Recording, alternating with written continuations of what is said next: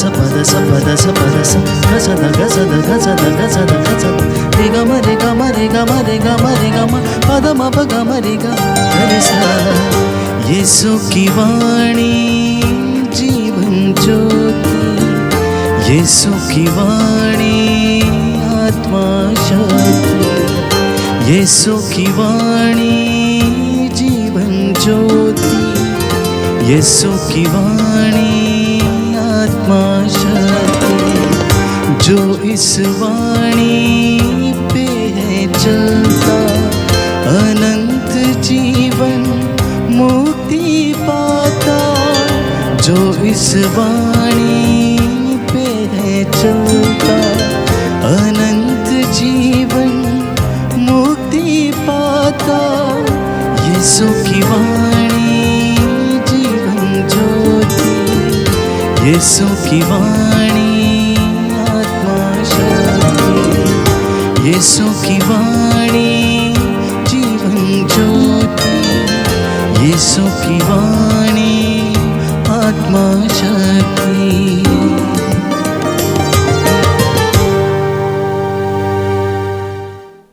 पहला पाठ तिमिथी के नाम संत पौलुस का पहला पत्र, अध्याय 1, पद संख्या 15 से 17। वह पापियों को बचाने के लिए संसार में आई। यह कथन सुनिश्चित और नितांत विश्वसनीय है कि यीशु मसीह पापियों को बचाने के लिए संसार में आए और उनमें से मैं सर्वप्रथम हूँ। मुझ पर इसलिए दया की गई है कि यीशु मसीह सबसे पहले मुझ में अपनी संपूर्ण सहनशीलता प्रदर्शित करे और उन लोगों के लिए एक उदाहरण प्रस्तुत करे जो अनंत जीवन प्राप्त करने के लिए विश्वास करेंगे। युगों के अधिपति, अविनाशी, अदृश्य और अतुल्य ईश्वर को युगान युग सम्मान तथा महिमा। आमीन। प्रभु की वाणी है। ईश्वर को धन्यवाद। प्रभु आप लोगों के साथ हो और आपकी आत्मा के साथ। संत लूकस के अनुसार पवित्र सुसमाचार। हे प्रभु तेरी महिमा हो। जब तुम मेरा कहना नहीं मानते तो हे प्रभु कहकर मुझे क्यों पुकारते हो? यीशु ने अपने शिष्यों से कहा, कोई भी अच्छा पेड़ बुरा फल नहीं देता और ना कोई बुरा पेड़ अच्छा फल देता है। हर पेड़ अपने फल से पहचाना जाता है। लोग ना तो कंटीली झाड़ियों से अंजीर तोड़ते और ना ऊंट कटारों से अंगूर। अच्छा मनुष्य अपने हृदय के अच्छे भंडार से अच्छी चीजें निकालता है और जो बुरा है वह अपने बुरे भंडार से बुरी चीजें निकालता है। क्योंकि जो हृदय में भरा है वही तो मुंह से बाहर आता है। जब तुम मेरा कहना नहीं मानते तो हे प्रभु कहकर मुझे क्यों पुकारते हो? जो मेरे पास आकर मेरी बातें सुनता और उन पर चलता है, जानते हो वह किसके सदृश है? वह उस मनुष्य के सदृश है जो घर बनाते समय गहरा खोदता है और उसकी नींव चट्टान पर डालता है। बाढ़ आती है और जल प्रवाह उस मकान से टकराता है, किंतु वह उसे ढा नहीं पाता, क्योंकि वह घर बहुत मजबूत बना है। परंतु जो मेरी बातें सुनता है और उन पर नहीं चलता, वह उस मनुष्य के सदृश है जो बिना नींव डाले भूमि तल पर अपना घर बनाता है। जल प्रवाह की टक्कर लगते ही वह घर ढह जाता और उसका सर्वनाश हो जाता है।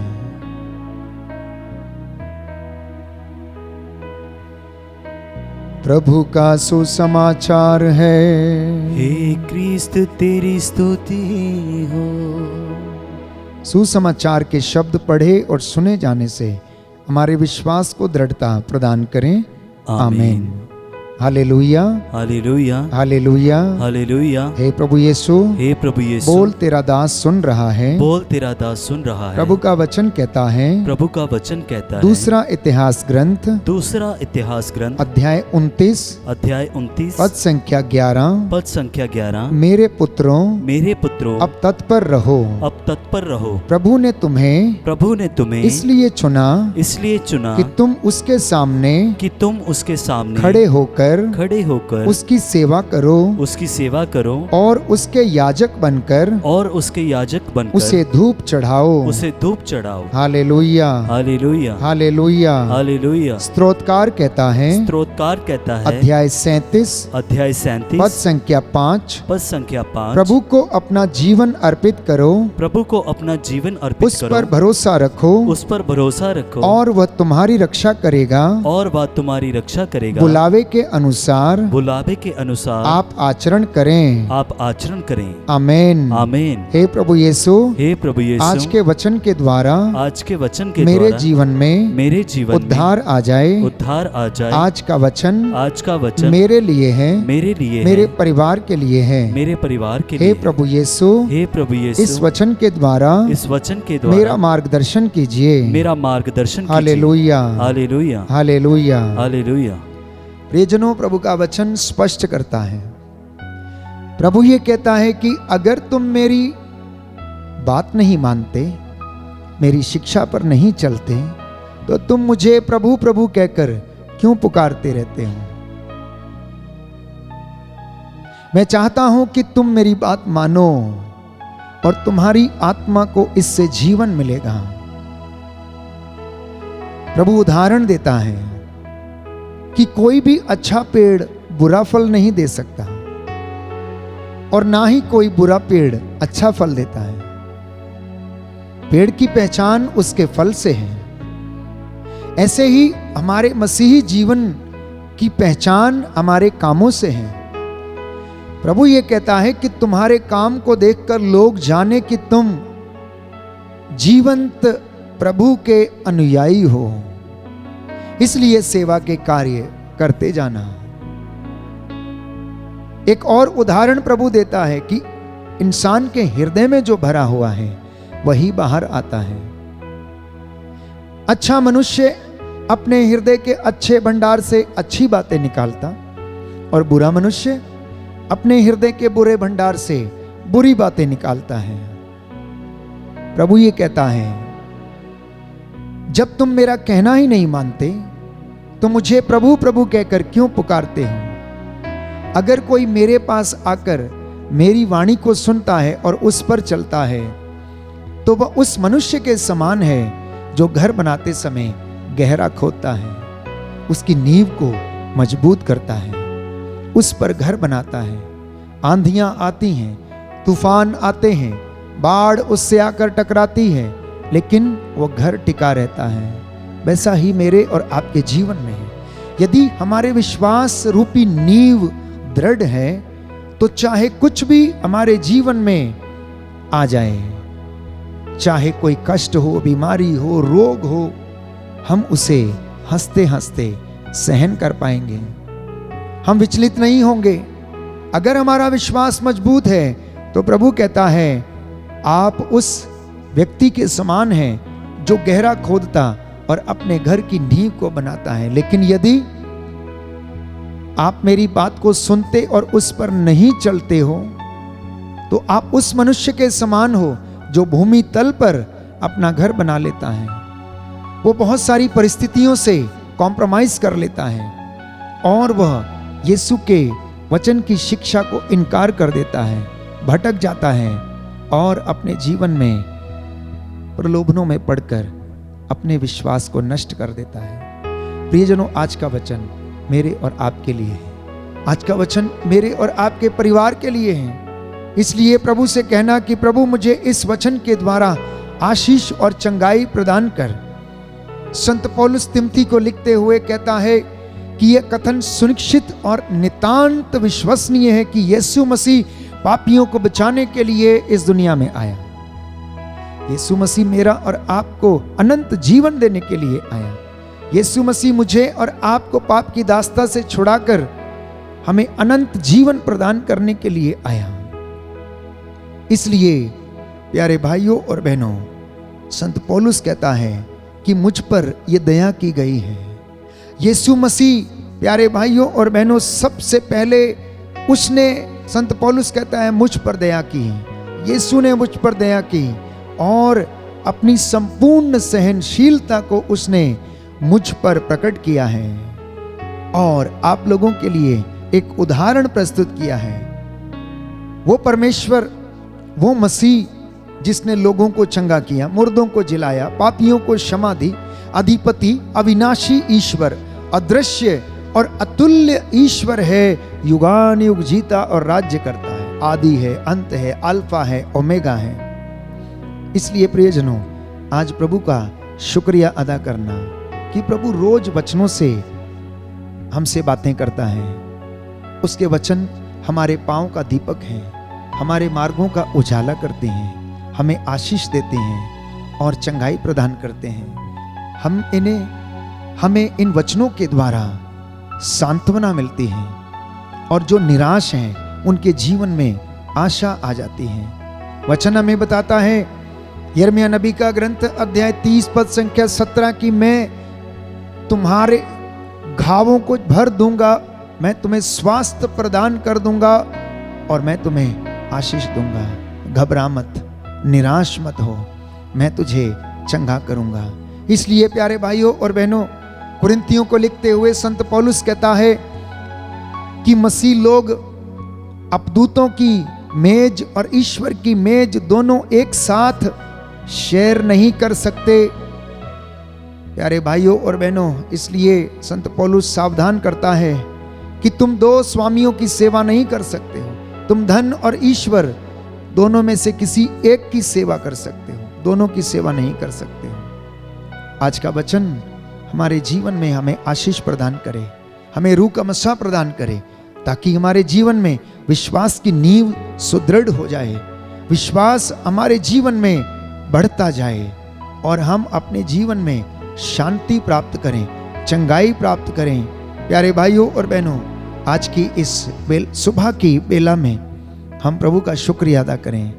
इन वचनों को प्रभु ने हमें दिया और इन वचनों से हमारे जीवन में चंगाई आ जाए। अपने सिरों को झुकाइए, मैं आपके लिए प्रार्थना करूंगा।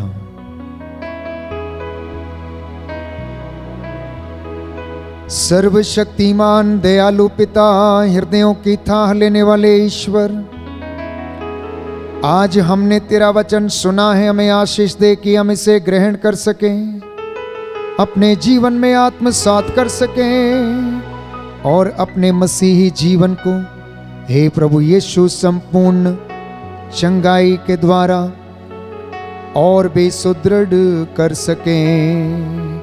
हमें तेरी रूह का दुगना मसा प्रदान कर, तेरे वचन हमारे मार्ग का उजाला बन जाएं और हमें चंगाई दें। आज जितने लोगों ने ये वचन सुना है प्रभु, ये प्रभु तुझ पर दृढ़ भरोसा रखें और अपने जीवन में ये सदा शांति प्राप्त करते जाएं। तू दया का राजा, दया करने वाला, चंगा करने वाला प्रभु है। हे यीशु राजा, तेरा वचन इनके जीवन में आत्मसात करने की कृपा प्रदान कर, विश्वास की नींव दृढ़ करने की कृपा दे और तेरी महिमा इनके जीवन में होती रहे। हम ये प्रार्थना करते हैं हमारे उद्धारकर्ता यीशु प्रभु के द्वारा, आमीन।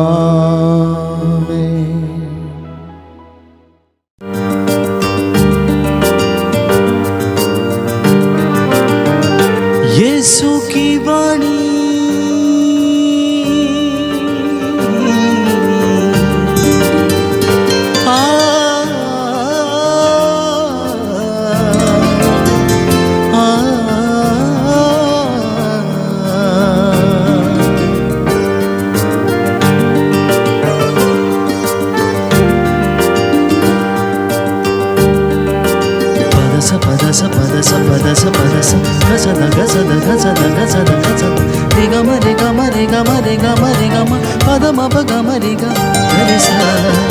यीशु की वाणी जीवन ज्योति, यीशु की वाणी आत्मा शक्ति, यीशु की वाणी जीवन ज्योति, यीशु की वाणी आत्मा शक्ति। जो इस वाणी पे है चलता, अनंत जीवन मुक्ति पाता। जो इस वाणी पे है चलता, अनंत जीवन मुक्ति पाता। यीशु की वाणी जीवन ज्योति, यीशु की वाणी आत्मा शक्ति, यीशु की वाणी जीवन ज्योति, यीशु की वाणी आत्मा शक्ति।